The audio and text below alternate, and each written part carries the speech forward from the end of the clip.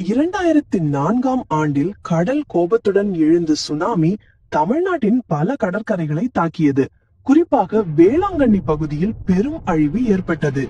வீடுகள், தெருக்கள், தேவாலயங்கள் அனைத்தையும் அலைகள் விழுங்கின.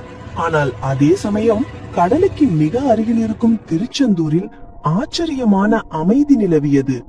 மக்கள் அனைவரும் வேளாங்கண்ணி வரை சுனாமி வந்தது, ஆனால் திருச்செந்தூரை ஏன் தொடவில்லை என்று வியப்புடன் பேசினர். அந்த நாளில் கடலோரத்தில் வலை வீசிக் கொண்டிருந்த மீனவர் மாரிமுத்து தூரத்தில் எழுந்த பெரு அலையை பார்த்ததும் பயத்துடன் கிராமத்தை எச்சரிக்க ஓடினார். ஆனால் அலை திருச்செந்தூரை அணுகும் தருணத்தில் முருகன் கோயிலின் விடு கம்பத்தை நோக்கியவுடன் அலை திடீரென சக்தியை இழந்து கரை அருகே நின்றது.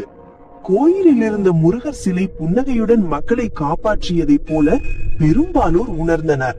வேளாங்கண்ணியை கொந்தளித்த சுனாமி திருச்செந்தூரை ஒரு நுள்ளு கூட தொடாதது மக்களுக்கு தெய்வ அருளின் சின்னமாகவே பட்டது. இன்று வரை அந்த அதிசயத்தை நினைத்தாலே முருகனின் திருத்தலத்தை எந்த சக்தியும் அசைக்க முடியாது என்ற நம்பிக்கை மக்களின் மனதில் உறைந்து நிற்கிறது.